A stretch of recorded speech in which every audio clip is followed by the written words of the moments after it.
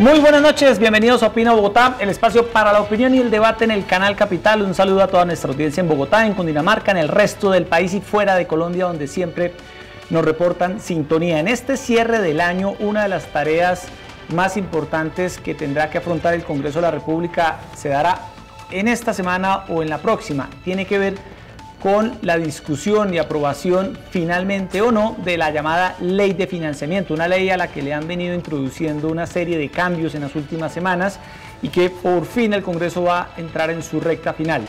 También ha arrancado la puja por el salario mínimo, una discusión que siempre se da a fines de año, y también está sobre el tapete un tema político de altísima importancia y tiene que ver con el presidente Iván Duque, su partido, el Centro Democrático, y la posibilidad de buscar nuevas mayorías en el Congreso con el fin de que las iniciativas hagan un trámite mucho más expedito, más rápido, para poder sacar adelante todas las reformas. De estos temas, de la actualidad nacional como siempre y de la actualidad de la ciudad, vamos a hablar esta noche con nuestros dos invitados, el senador David Barguil del Partido Conservador. Senador Barguil, buenas noches, bienvenido a Opina Bogotá. Yacir, buenas noches, gracias por la invitación. Saludar a mi compañero de panel, me alegra mucho compartir este espacio con ustedes. Y también nos acompaña el director de Razón Pública, un reconocido portal de análisis, de investigación académica. Nos acompaña su director Hernando Gómez. Buen día. Razón Pública está cumpliendo por estos días 10 años estamos cumpliendo. 10 años, y nos acompaña su director, un reconocido analista, columnista. Hernando, buenas noches, gracias por estar con nosotros. Buenas noches, Yacir, es muy grato estar con ustedes y con la audiencia de Bogotá. Bueno, arranquemos por el tema de la Ley de Financiamiento. Senador Barguil, usted ha estado muy al frente de esta discusión. Ya completamente descartado el IVA para los contratos de prestación de servicios que llegaran a la cifra de los 8.200.000 pesos. Ese fue un artículo que se coló en medio de los cambios que se le han introducido a la Ley de Financiamiento, y está el compromiso, usted lo ha dicho públicamente, de que ahora en la discusión final ese artículo no se debata. Así es, Yacir. Mire, nosotros hicimos el mayor de los esfuerzos para que el contenido de lo aprobado en la Ley de Financiamiento no tocara ni a los sectores populares ni a la clase media. Nadie se acuerda de la clase media, nadie se acuerda de un gran sector de la población colombiana que es a los más fáciles de grabar, porque muchas veces no tienen la vocería suficiente. Y el esfuerzo que hicimos fue tratar de mirar todos esos temas que afectaban de alguna manera a esos sectores y sacarlos de la Ley de Financiamiento. El primero fue la lucha porque no se grabara con IVA a la canasta familiar, que fue una lucha que además todos los partidos se pronunciaron negando esa posibilidad. La lucha para defender la vivienda de interés social, que necesita obviamente de incentivos para que tengamos más vivienda de interés social en nuestro país. La lucha para que no se toquen las pensiones. Los colombianos con unas reglas de juego cotizan y al final de su vida productiva, cuando pues dependen económicamente de una pensión, cambiarle las reglas de juego nos parece que es un golpe al bolsillo de los pensionados.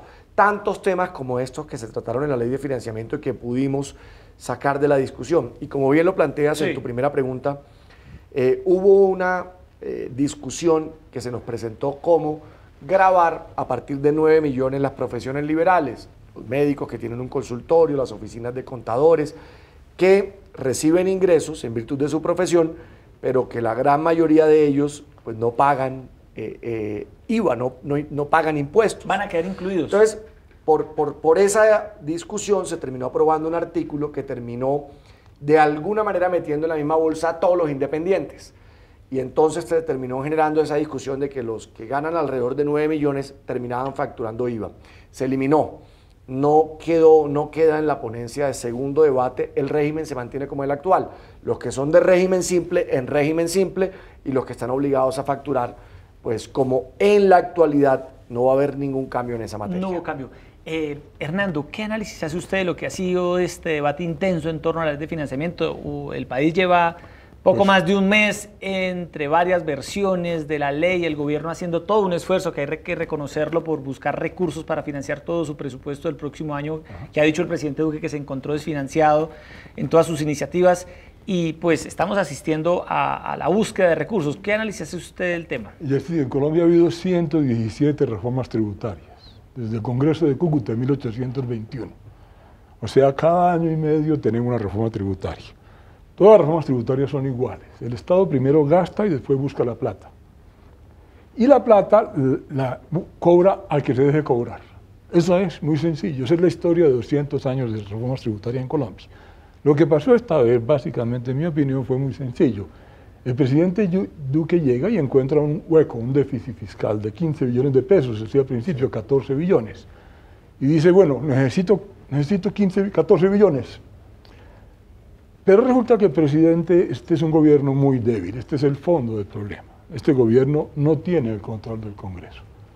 Entonces lo que pasó fue simplemente que el presidente fue al Congreso y le dijo, necesito 14 billones de dólares. Alberto Carrasquilla, con una teoría, dijo hay que aumentar el IVA para poder conseguir los 14 billones, pero por supuesto ningún congresista va a cargar con el muerto de subir los impuestos, mucho menos un impuesto tan impopular como el IVA.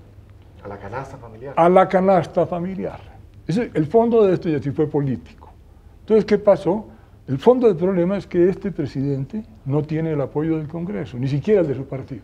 El propio jefe de su partido le dijo que no a la reforma tributaria. ¿Qué hace el presidente? Dice, pues bueno, me fregué. ¿Qué hace el pobre muchacho? Pues, ¿qué hace? Y lo que hizo es que lanza entonces esto y al Congreso sale cualquier cosa.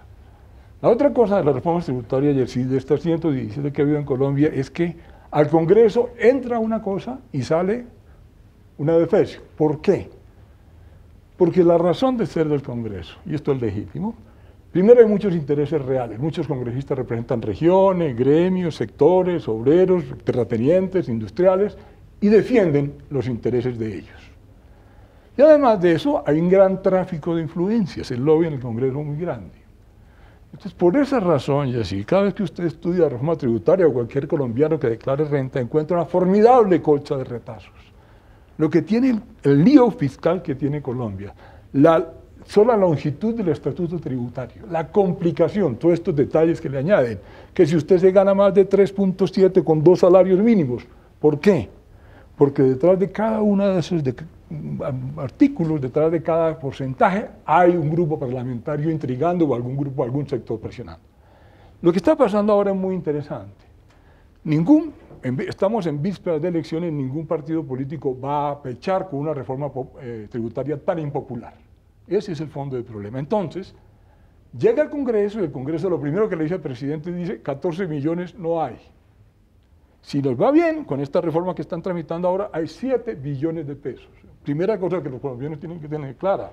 ¿No va a alcanzar la reforma para cubrir las necesidades? Por supuesto que no. De entrada, esta reforma ya Senador Barguil, lo que dice Hernando es cierto. Mucha gente dice, incluso planteaba Hernando y senador, que la reforma debió haber sido presentada nuevamente porque lo que en últimas... No, pero si no se presentaba y no se tramitaba ya, pues, y así en impuestos, lo que sucede es, si la reforma se aplazaba al otro año, empezaba a regir a partir del 2020. Claro. Porque en impuestos, claro, usted toma la decisión en un año fiscal y solo lo puede aplicar al año siguiente. Entonces, claro, si no se adelantaba la reforma actual, ni siquiera se hubiese podido obtener los 7.5 billones planteados, de los 14 que se necesitan. Como dice Hernando José, se tiene que congelar. Se van a congelar alrededor de 6.5 billones de pesos del presupuesto aprobado, porque no se alcanza a obtener los 14 billones de pesos. Ahora bien, hay una salida, que nosotros la hemos propuesto de manera pública, y es el próximo año, y vamos a hacer un debate en la Comisión Tercera del Senado, el Comité Consultivo de la Regla Fiscal puede autorizar al Gobierno Nacional a ampliarle el margen de endeudamiento, por lo menos por 2 vigencias, ya en el pasado incluso ocurrió en el Gobierno Santos. Y si el comité consultivo autoriza ampliar esa brecha de endeudamiento, ese margen por 2 años, sin comprometer la meta de mediano plazo que establece la ley, para no generar, por supuesto, ningún tipo de afectación ante los mercados, ni poner en juego el grado de inversión, podríamos obtener con medio punto del PIB de endeudamiento adicional entre 4.5 y 5 billones de pesos el próximo año. Se hablan de 19 billones. Para que no se congele los 6.5 billones que es recorte. Que es recortarle a programas sociales, que es recortarle a algunos sectores. ¿Usted ve que el gobierno va a tener que hacer recortes? No, es que... ¿O se va a evitar? No le toca. El 31 de diciembre el gobierno, antes del 31 de diciembre, aprobada la ley de financiamiento, definiendo cuánto recauda, el resto tiene que congelarlo.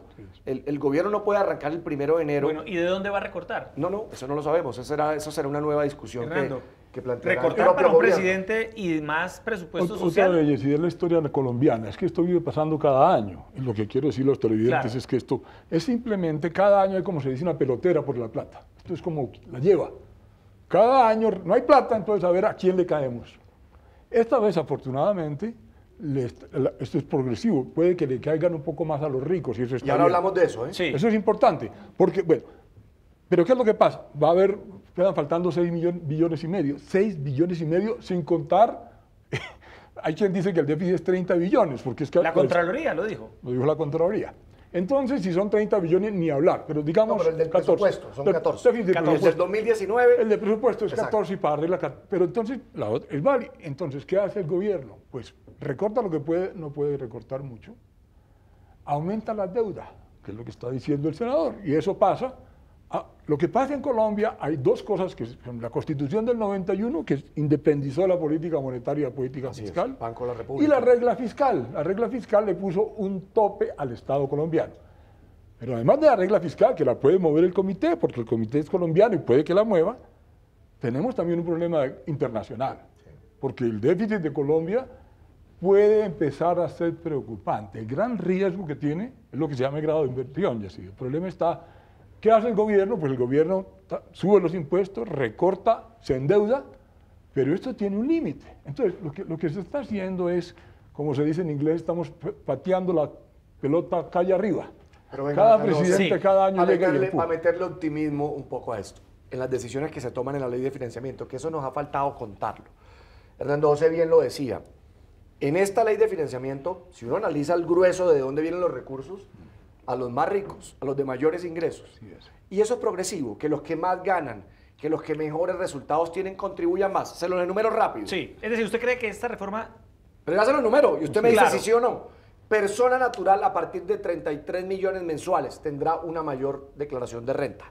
A partir de 60 millones, una mayor tasa en renta. Y a partir de 100 millones mensuales, una mayor tasa marginal de impuesto a la renta. Es decir, que aquí lo va a sentir el mayor valor del impuesto de renta quien se gane más de 33 millones mensuales. Primera decisión. Segunda decisión, patrimonios líquidos en persona natural de 5.000 millones en adelante, paga impuesto al patrimonio. Dividendos, 15%, dividendos por arriba de 10.200.000 pesos. Remesas, que es la plata de quienes invierten y un día deciden llevárselas, 7.5%. Vivienda, 2% a partir de 918 millones para arriba. Ese no lo van a aumentar, ese tope, porque Dos. muchas personas No, habían pedido que lo aumentaran. No, 2%, vivienda de 918 millones en adelante, para aclarar. Y el plurifásico a la cerveza y a las gaseosas, ya las gaseosas y la cerveza tenían IVA, pero pagaban el IVA al precio de fábrica. Ahora se pagará IVA en toda la cadena, fábrica, distribuidor y consumidor final. Allí está el grueso de los 7.5 billones. Y le digo algo adicional, y para que lo hablemos. Yo me reafirmo en mi propuesta, que la llevaré a la plenaria del Senado y de la Cámara, para que el sector financiero en Colombia tenga una sobretasa en renta de 5 puntos. No nos va a dar miedo, no nos vamos a asustar, lo hemos dicho de manera pública. Hombre, el sector financiero el año pasado, Yesid, Sí. creció 4 veces lo que creció el PIB, lo que creció la economía real colombiana. Ellos crecieron no al doble ni al triple, al cuádruple. Si uno está pensando en un sistema tributario progresivo, pues esos son los que más ganaron, le fue bien.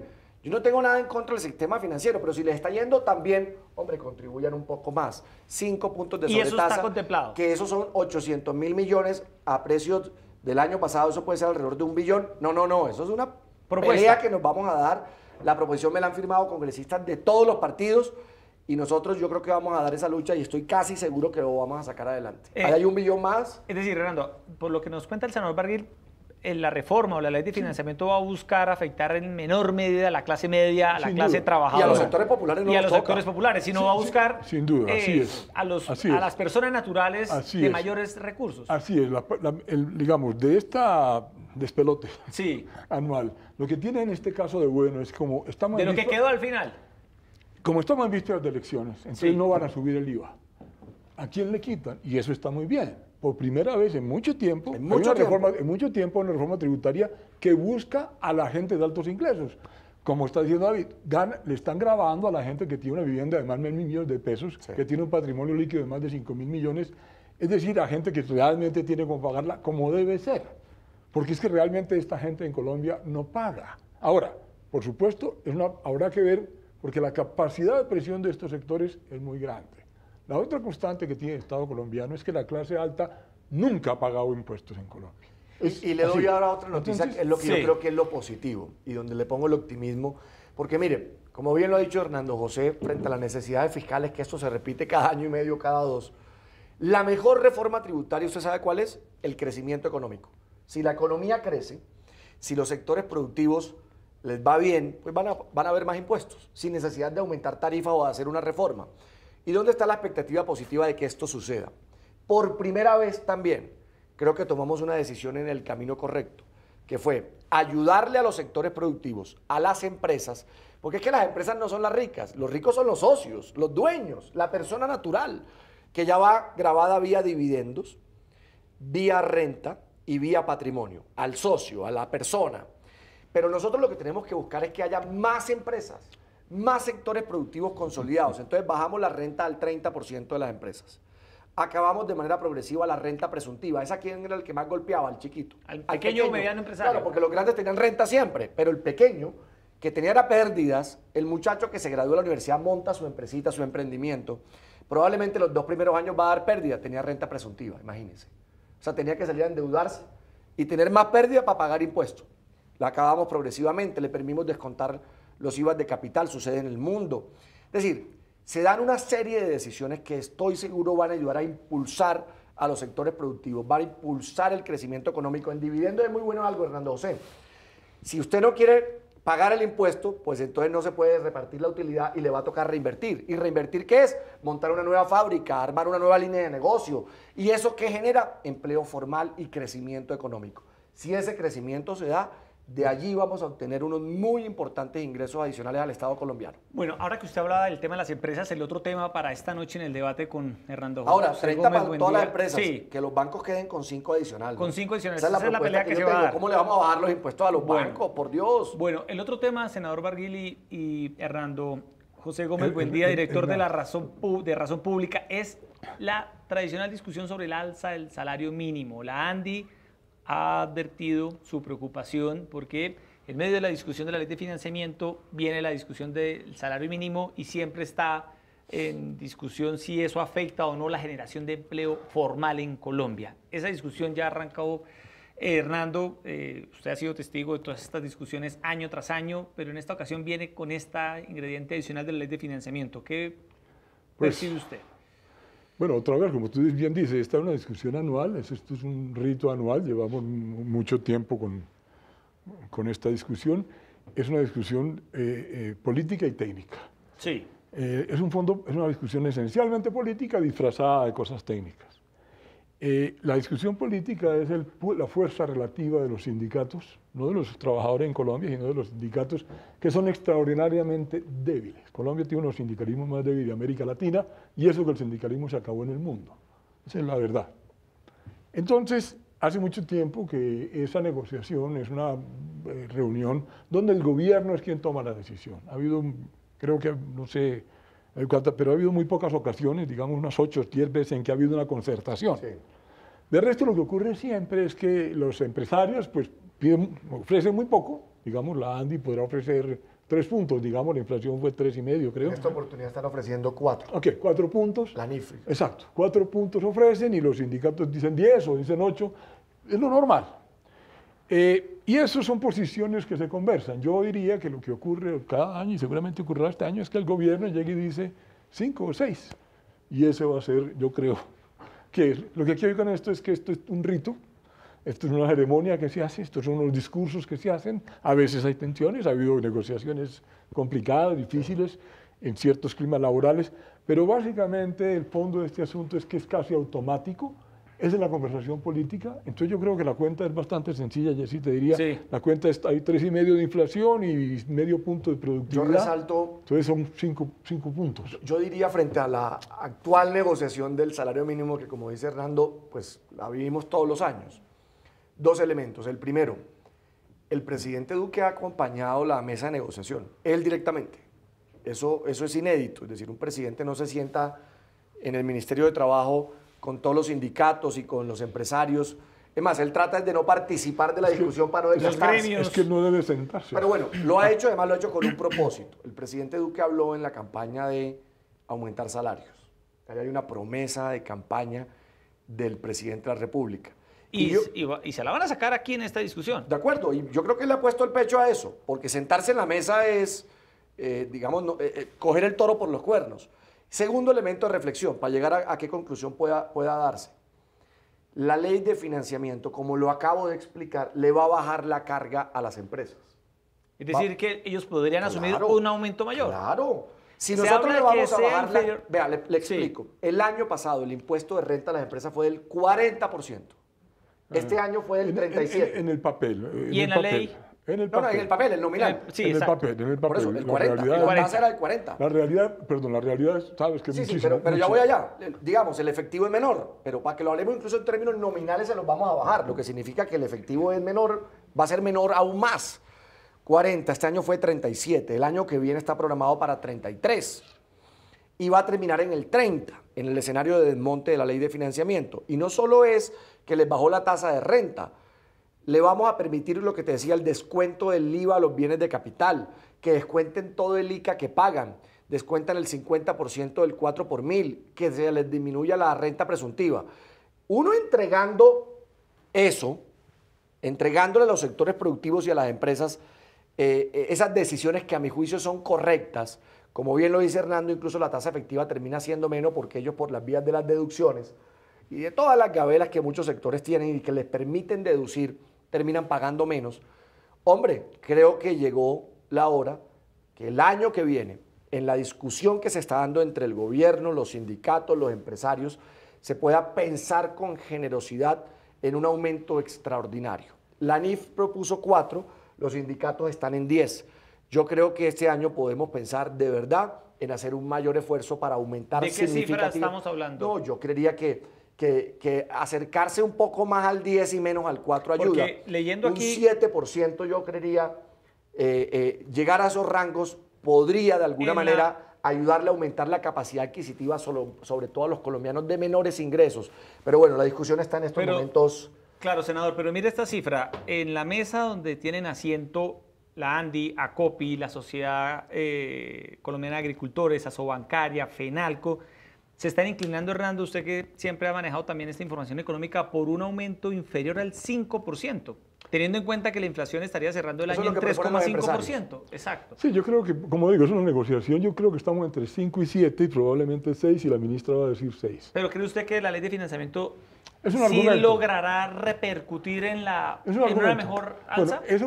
Bueno, esa discusión es muy compleja, es un problema, digamos, para esto de esta palabra, en Estados Unidos es una posición muy conservadora, es la teoría. Los conservadores siempre han dicho que bajar los impuestos a las empresas genera empleo, eso se llama en inglés el dynamic scoring, y eso no funciona, eso no es cierto. Está muchas veces demostrado. Sería muy fácil que el crecimiento económico dependiera de bajar impuestos. El argumento es, bajamos impuestos, la gente invierte, como hay más crecimiento, entonces hay más impuestos. Sí, hay más ingresos. Eso no es cierto. No es cierto por muchas razones. Entonces... Acaba de serlo en Estados Unidos. No, a Trump le funcionó. Acaba de no serlo. No, acaba de serlo. No. Es decir, David, mira las cifras. Mira las cifras, ¿sabe? Eso sí que yo, de eso sí que sé yo. Ahí están las cifras en la mesa. Fueron 3,5 billones de dólares, de los cuales se fueron 3 billones de dólares en recomprar acciones. Pero Hernando, la cifra, es decir, hace 2 años, usted sabe que Estados Unidos estaba viendo una cifra récord de desempleo, se cayeron. Estados Unidos no estaba creciendo la economía. Está creciendo, es decir, el nivel de crecimiento de este año, pues ahí está en la mesa. De los impuestos. Pues, a ver. ¿Se lo atribuye a eso? No, a ver, vamos a hablar entonces de Estados Unidos. Hace 47 meses está en crecimiento económico. La recesión se acabó mucho antes de Donald Trump. Pero está creciendo la economía. En 2008 hubo una crisis financiera. Sí. 2009. Y la del petróleo también. En 2008 hubo una crisis financiera en Estados Unidos gigantesca. Sí. Casi se quiebra Estados Unidos. Sí. El presidente Obama, no fue Trump, el presidente Obama, desataron el gasto público, desataron la tasa de interés bajó a 0 y pasaron 8 años con esas tasas de interés. Entonces la economía colombiana, la economía norteamericana viene muy impulsada por Obama, no por Trump. ¿Cómo aterrizar esto a la realidad nuestra Es hoy? la misma conversación. Sí. ¿Qué es lo que pasa? Que el argumento de que al bajar los impuestos a las empresas y a los ricos, A las empresas, no a los ricos. A las Nosotros le hemos empresas. bajado A las ricos. empresas, a A los las ricos los han empresas, grabado A más. los ricos los hemos grabado. a la- Pero el acabamos de argumento estar de acuerdo en ese punto.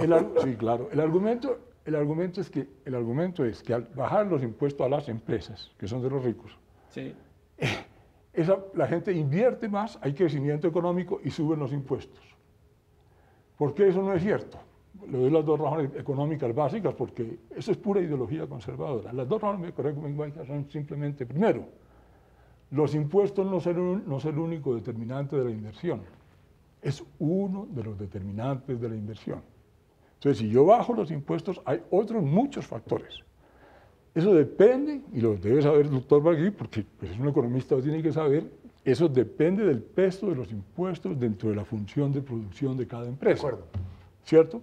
O sea, me bajan los impuestos, pero hay otros costos. Entonces, sin duda, bajar los impuestos Pero ¿le es un gusta costo esta menor. fórmula? Un segundo, la experiencia de Estados Unidos, de los más del 70% de la rebaja de impuestos a las empresas, ¿sabe qué hicieron? Recomprar acciones de ellos mismos. Eso es lo que está pasando en Wall Hernando, Street. le hago una... ¿Qué es lo que hacen? Simplemente hay mucho dinero que no tenemos que pagar en impuestos, entonces compramos nuestras propias acciones. Metámosle un ingrediente ¿Sí? en el que yo Eso. puedo estar de Senador acuerdo Barguil. con usted.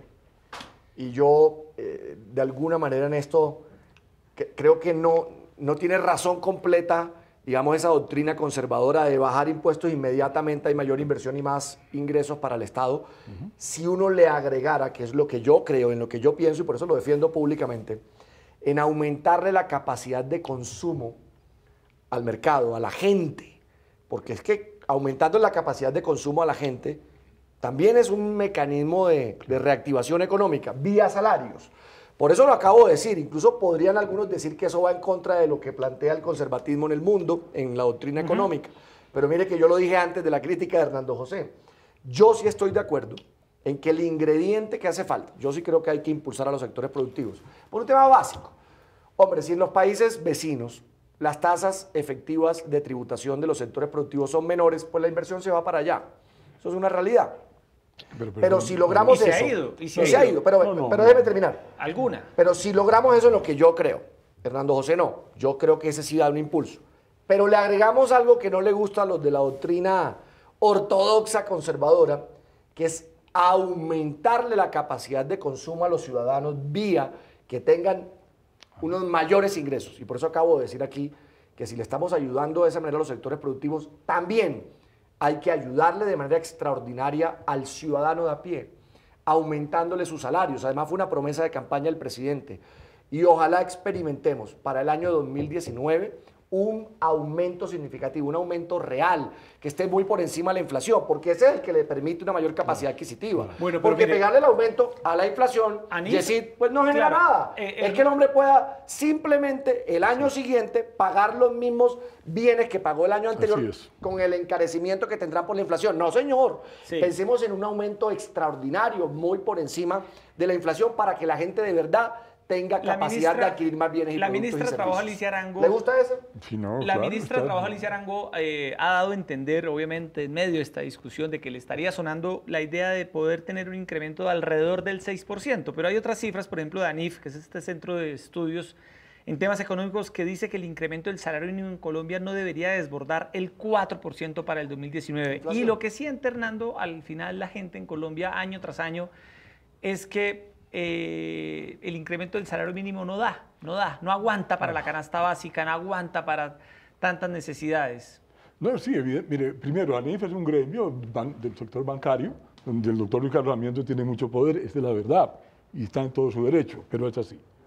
Entonces, la opinión de ANIF es una opinión fundamentalmente empresarial, la Asociación Nacional de Instituciones Financieras, y es natural que defienda una posición, digamos, de muy poco aumento en el salario mínimo, porque para el empresario individual, es que esta es parte de la paradoja ayer, para el empresario individual, para mí personalmente, si yo tengo una empresa, pues subir el salario mínimo es un costo, punto. Simplemente tengo que pagar más. Lo que a los empresarios les es difícil de entender es que si se sube, como está diciendo el senador, el salario mínimo de toda la gente, aumenta la capacidad de consumo de todos. Claro. El problema está en que a mí personalmente me perjudica porque yo en mi fábrica tengo que pagar más. para eso es el Estado. El Estado tiene que entender que aunque a mí individualmente me perjudique, a todos los empresarios les va mejor si la gente tiene más capacidad de compra, que es el argumento no conservador. Me alegra mucho que David lo comparta, porque es así. Si la gente tiene más capacidad de comprar en términos reales, pues hay más demanda. Y hay prueba de ello, la crisis Claro. de los 30. Es decir, la lección que nos dejó la crisis de los 30 en Estados Unidos fue esa. Fue entregarle a los americanos salarios, ingresos, para que a través del consumo de los americanos se reactivara la economía. Entonces yo sí creo que aquí hay una fórmula absolutamente espectacular que en el 2019 se podría poner en marcha en Colombia. Sectores productivos afianzados, consolidados, con una menor carga tributaria y ciudadanos con mayores ingresos reales para dinamizar la economía.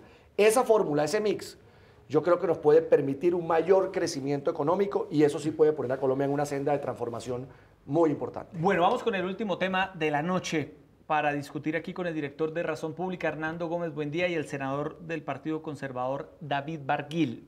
Tiene que ver con el presidente Duque y el Congreso. El presidente Duque, Hernando y senador, propuso desde el arranque de su mandato una relación distinta con el legislativo, una relación no clientelista, sin mermelada, sin los habituales cupos indicativos, entonces conocidos como los auxilios parlamentarios, que ha sido aplaudida por la prensa, por un buen sector de la opinión pública, pero que le ha pasado factura en el Congreso. La agenda legislativa de este año, senador Barguil, usted que está en el Congreso, pues cierra con un balance bastante pobre en materia de trámite de proyectos, porque uno tiene la impresión de que le están haciendo al presidente Duque un plan tortuga con todas sus iniciativas, y se anuncia una nueva estrategia por parte del gobierno para buscar unas mayorías más sólidas y así sacar adelante todas las reformas. Hernando, ¿cómo ve usted esa posibilidad? Pues yo creo que otra vez, en Colombia el sistema político, otra vez, en esto llevamos la Constitución del 91, se hizo dizque para acabar con los vicios de la clase política, eso hace 25 años. La razón profunda del sistema político colombiano es la elección de la mayor parte de los congresistas. El senador de Córdoba y sabe que para hacerse elegir en Córdoba no lo eligen por sus ideas, lo eligen por el servicio que le presta a la comunidad. Y es un servicio de llevar cosas del Estado. Eso no tiene nada. Otros son clientelistas y ladrones. Afortunadamente hay mucha gente honrada, por supuesto. Pero esa es la función y la manera de hacerse elegir. A la gente no la eligen por bonita, ni la eligen porque hable bonito.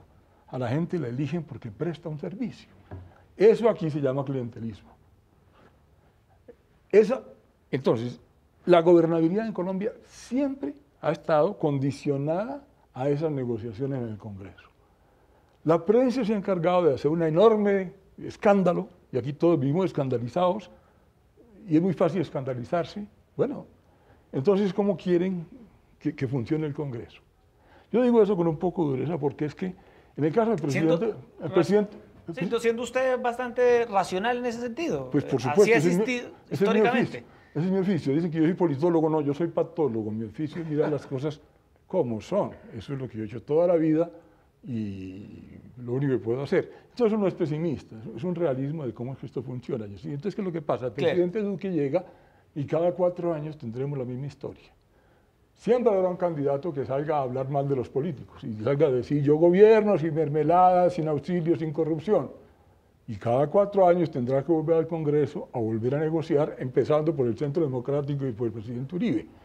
Entonces, realmente lo que pasó, en este caso hay diferencias importantes, hay diferencias, está el estatuto de la oposición, sí, que obliga a declarar a los partidos, eso es importante. Fue una elección sumamente compleja. Y realmente lo que pasó fue que después estaba una transición política muy interesante. Básicamente el presidente Duque Uribe destruyó los partidos políticos en Colombia. Lo que pasó fue que los partidos se destruyeron. El Partido Conservador, pues con todo respeto, el Partido Liberal que los destruyó. Sí, la crisis de los partidos es innegable. Es innegable, es muy profunda. Todos los partidos están pulverizados. Como tapar el sol con las manos. Están pulverizados. Pero ¿cómo ve usted ese esfuerzo del presidente Duque de buscar unas nuevas mayorías en el Congreso? No, él tiene que preocupado hacerlo. Por cómo terminó claro, este año. Pero mira, él tiene una oportunidad inmensa. Claro que el tiene que momento. hacerlo. Sí. Yo creo que 2 cosas que se acercan y que coinciden. El cambio de año Yo creo que el presidente debe aprovechar el cambio de año para plantear una agenda casi que renovada y el plan de desarrollo. Y por arriba de la mesa, es que uno se puede sentar con los partidos y tiene que ser así, y esa ha sido la impronta que Duque ha planteado y yo creo que el país lo celebra. Y mire que habemos muchos que estamos tratando de ayudar a sacar la agenda y a mejorar lo que se presenta. ¿Y qué está pasando entonces? No hay muchas, pero mire, la ley de financiamiento está saliendo adelante. Por ejemplo, hay otras cosas que se están quedando en el camino. Pero yo creo que la justicia, la reforma política. Pero venga, le digo, ¿yo qué haría? Yo aprovecharía el escenario del plan de desarrollo para sentarme con los distintos partidos y hablar de una agenda de país y decirle a los liberales, bueno, ¿cuáles son los 2 temas de fondo ideológicos que ustedes defienden, que ustedes quisieran que en este plan de desarrollo y que en este escenario que comienza pudieran estar allí planteados? Lo mismo con los demás partidos, con los conservadores, con su propio partido, y hacerlo de manera pública, por arriba de la mesa. Miren, en Colombia somos de mucha doble moral. Estoy de acuerdo en algo con lo que dice Hernando, José. Vea, aquí es el país de la doble moral. Nosotros deberíamos un poco aprenderle a los americanos, que es por arriba de la mesa. Un congresista que tiene intereses en unas regiones que lo eligen, que de allá votan por usted o por uno. Claro. Es legítimo que uno pueda decir aquí en Bogotá, quiero que en estos municipios donde fui además la mayor votación, hombre, hagan el puente y el alcantarillado. Claro. Eso tenemos que reglamentarlo. Hasta ahí está bien, senador. ¿Cuál es el problema, Hernando y senador? Que aparte del interés llevan el contratista. No, sí, pero ¿por qué? ¿Por qué por debajo de la mesa? Si usted plantea unas reglas de juego claras, si usted lo hace de cara al país, si usted permite que cada congresista, no lo pongamos solo el congresista, que un alcalde, que el gobernador, que un partido defienda una política pública y que la gente pueda hacer veeduría y que se planteen reglas de juego claras y que se pongan todos los candados que uno pueda ponerle luego al manejo de la contratación, que es donde está la corrupción. Que es donde está el problema. Y que el gobierno las obras no las hace. Claro, y que el gobierno lo controle. Miren el esfuerzo que hizo, por ejemplo, la PAC Zuleta en el tema de compra, de Colombia Compra Eficiente. Eso es absolutamente espectacular y eso hay que replicarlo en todo el país. El tema de los pliegos tipos, eso hay que llevarlo a los entes territoriales. Es decir, que haya una verdadera agenda para cuidar los recursos públicos, que sean absolutamente intocables por parte de los políticos, pero que se permita de manera formal la gestión que los políticos tienen que hacer para llevar hoy en día, bienestar a sus regiones. Senador Barguil, hoy en día usted está apoyando las iniciativas del gobierno. Las que me gustan, lo que no salgo a decir públicamente y de frente que no. Claramente, pero esa ha sido más mi talante siempre. Sí, senador, pero ¿cómo está viendo usted la relación entre el Congreso y la presidencia hoy? No. ¿Existe? ¿Es inexistente? No, es clarísimo que ha sido una relación compleja y se ve evidenciada en la agenda legislativa. Muchos proyectos quedándose atrás, muchos proyectos hundiéndose, pero lo que yo creo es que allí ha faltado, digamos, una mayor interlocución de tipo político, formal, público.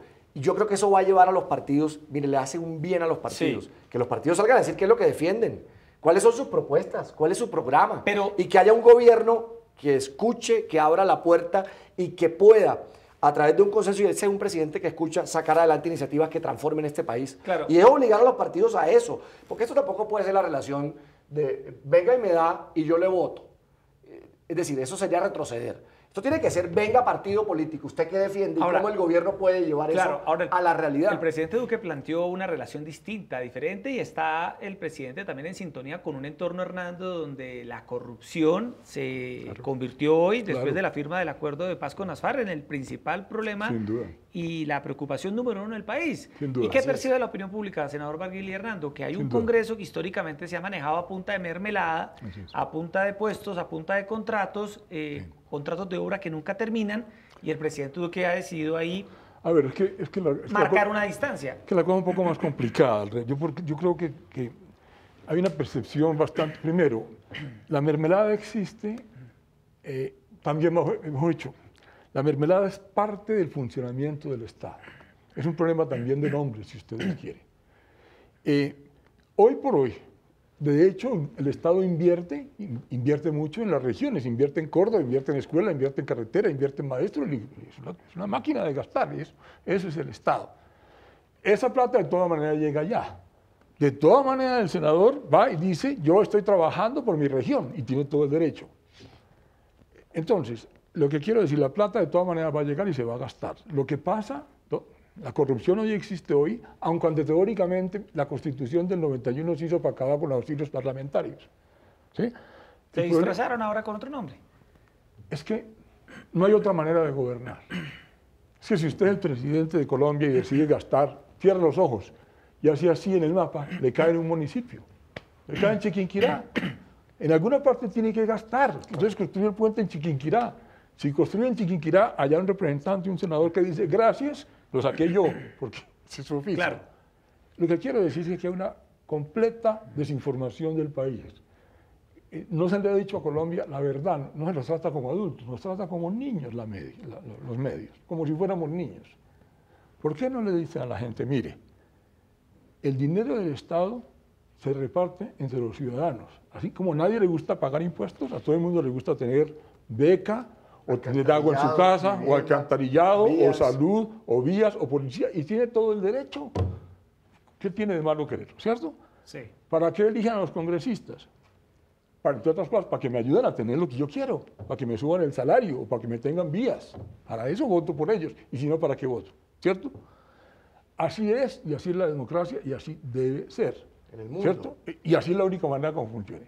¿Qué es lo que tenemos que hacer? Que eso sea claro, y claro, que la plata sea para alcantarillas, no para el senador ladrón que coge la plata. Es que, ahí es donde está el problema. Por supuesto, pero el problema está en que el senador ladrón se roba la alcantarilla. O el alcalde ladrón. O el alcalde ladrón. O el director de la entidad ladrón. Porque hemos visto que los grandes escándalos de corrupción son otros los protagonistas, ¿no? Claro. Porque aquí es tan fácil solo apuntar y señalar al Congreso. Sí, creo que para el periodismo es el blanco. Es habitual. Y el blanco número uno, el más fácil. Es fácil. Por el rechazo generalizado que la institución tiene ante el ojo del ciudadano a pie. Pero haga el análisis de los grandes escándalos de corrupción. Yo le escuchaba una frase a Sandra Morelli, la excontralora. En Colombia somos expertos en perseguir a los robagallinas. Pero a los grandes escándalos, y usted revisa las fichas de esos grandes escándalos, y muchos de esos no son, o la mayoría de esos no tienen nada que ver con esos políticos de provincia, ni que están ahí sentados en el Congreso, y a eso sí nadie señala, ni nadie se atreve a poner el dedo en la llaga. Bueno, yo le diría que un ladrón no quita otro ladrón, es decir, bueno, digamos que hay muchos ladrones. ¿Qué esperar de esta reunión multipartidista que se ha planteado, senador Barguil, para el arranque de año, para un nuevo... Que sea una oportunidad de fortalecer los partidos que están desdibujados, que están en absoluta crisis. Decir lo contrario sería tapar el sol con las manos. La gente no les cree. Sí. Y hay razón, uno se pone a pensar cuál es la diferencia entre el partido tal y el partido A y el partido B. Votan igual. Terminan aprobando las mismas iniciativas, se oponen a las mismas cosas. Yo creo que esta es una oportunidad inmensa para que los partidos reencaucen ideológicamente lo que defienden, en lo que creen, en lo que son sus apuestas, lo que es su agenda.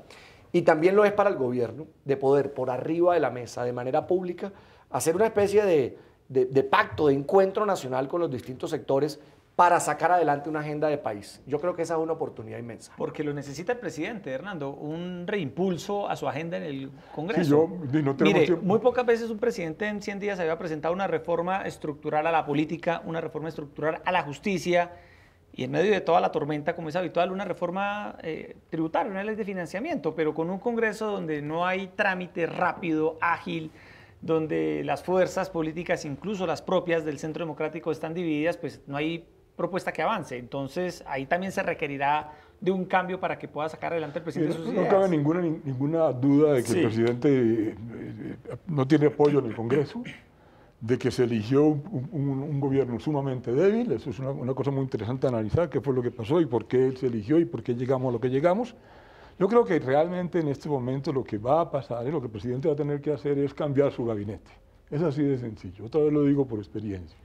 La diferencia es que el presidente, de muy buena voluntad, y eso todo el mundo lo aplaude, nombró un gabinete técnico, un gabinete de extraordinario nivel técnico, tal vez muy bogotano, gente altamente educada, gente además de clase alta, un gabinete impecable, a mi manera de ver, en su mayoría son técnicos de primer nivel. Y son personas decentes. Y está muy bien, y son gente de honorable, decente. Un buen equipo de gobierno. Es un buen equipo de gobierno, le entregó lo que correspondía a los gringos, a los gremios, y el resto lo cogió. Ese gabinete técnico, pues no es un gabinete político, como se dice. Ese es el gabinete que no tiene aceptación en el Congreso. Hay unos cuantos flojitos. Seguramente. También en lo técnico. No, claro que también No me van a dar nombres ahora, No. Bueno, yo sé, pero el punto es que el presidente Duque, fue su propuesta de gobierno, él cree que la renovación consistía en reservarse para él el gabinete técnico. Le entregó a los gringos lo que tenía que entregarle a Estados Unidos, al ejército lo que tenía que entregarle, a los ricos lo que tenía que entregarle, y el gabinete técnico, los 10 ministros técnicos, uno puede, pero son gente técnica. Sí. Yo creo que eso es lo ingenuo del presidente Duque, es de buena voluntad, y es la parte que el Congreso le puede pedir, porque el Congreso lo que le va a pedir, y con los partidos políticos, realmente no hay ninguna manera que los partidos políticos van a conversar ideas porque no las tienen. El problema no es que los partidos no saben qué piensan, así, los partidos de Colombia, sí. Y no es el senador Barguil, es que el Partido Conservador no sabe qué piensa, porque no existe tal cosa como el Partido Conservador. Entonces, esa es la verdad, o es la realidad profunda de esto. El presidente tiene una visión muy ingenua de la unidad nacional, él cree que aquí lo que había un desacuerdo, se acabó las FARC, no sigamos peleando. El presidente Duque ni siquiera ha entendido la profundidad de la división que tiene Colombia, porque es muy joven, porque nunca vivió en Colombia, por muchas razones. Entonces tiene una concepción sumamente superficial del país. Él cree que con ser buena persona y decir no peleemos y seamos unión, cantando a la bandera. No, la sociedad colombiana es mucho más polarizada, mucho más compleja, hay una izquierda mucho más dura, son problemas mucho más duros que el presidente Duque ni siquiera entiende, ni siquiera sabe que existen. Es que la verdad yo no quiero exagerar ni hablar mal de él, porque yo hablo mal de todos, es mi oficio, o bien de todos, yo simplemente digo lo que creo que es. Pero entonces, ¿qué es lo que pasa? Que en términos prácticos, senador, yo creo que el presidente, para poder reaproximarse al Congreso, va a tener que hacer un replanteamiento de su gabinete, porque es la única carta que tiene. No tiene dinero, no tiene popularidad, no tiene ninguna carta que jugar. Y eso creo que va a ser lamentable, porque vamos a ver algo que la opinión recibió bien, sí.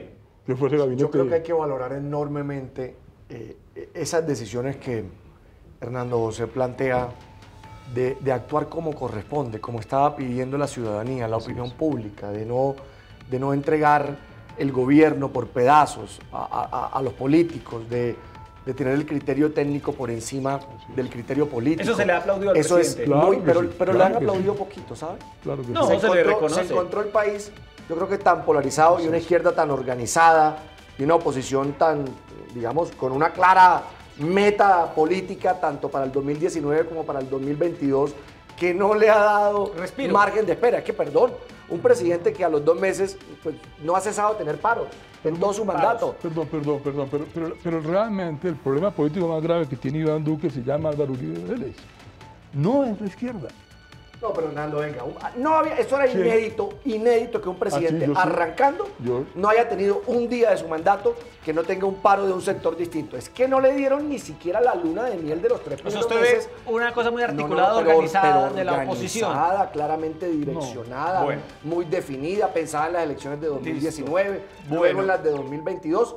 Y yo sí creo, y yo sí tengo que decir algo, yo creo que el presidente tiene que aprovechar el cambio de año, el escenario, el plan de desarrollo y hacer un recomenzar para sacar adelante la agenda. Y a nosotros, vea, nos corresponde, lo que queremos a este país, que le vaya bien, porque si le va bien al presidente, le va bien a Colombia, claro. Y esa tiene que ser la visión de todos los que queremos que este país se transforme. Se nos acabó el tiempo, aquí estaba muy interesante la discusión, el debate, muchos puntos. Yo venía a hablar de razón pública. Razón pública, bueno, para finalizar. No, para finalizar, no hágame otro programa. No, vamos a hacer otro. Vamos a hacer un programa solo con usted para hablar de razón pública. Yo vine a hablar de lo que no sabía, así pero cerremos un par de minutos para hablar de razón pública. Cumple 10 años. Sí.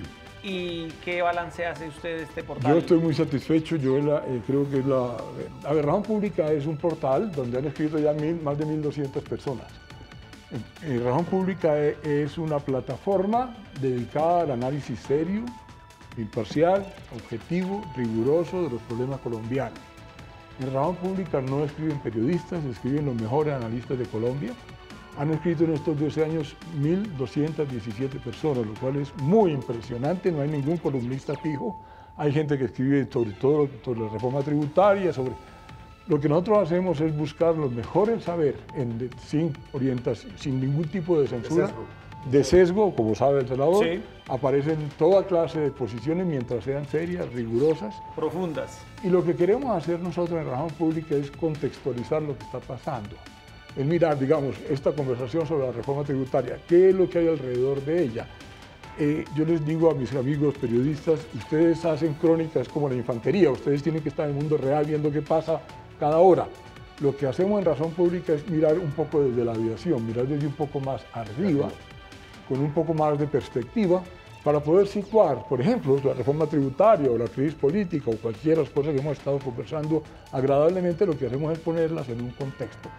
Entonces estamos cumpliendo 10 años, es un portal donde es absolutamente transparente.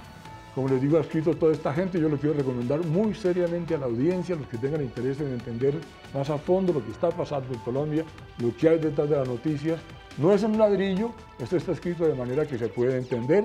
Bueno, que aprenderle para conseguir votos. Claro, no. Allá nos invitó a todos a consultar este portal, que lo consultamos porque siempre encontramos ahí análisis, como usted dice, Hernando, muy profundos de la actualidad nacional. Gracias, y vamos a hacer un especial solo con Razón Pública. Muchas gracias. Senador Barguil, como siempre, muchas gracias por estar con nosotros. Sí. Estaremos atentos a usted, Hernando, y a la audiencia. A la recta final del Congreso. A todos ustedes, muchas gracias por estar con nosotros y los esperamos mañana aquí en Opina Bogotá de Canal Capital, 8:30 de la noche, para hablar de los temas que le interesan a la ciudad y al país. Muy buenas noches.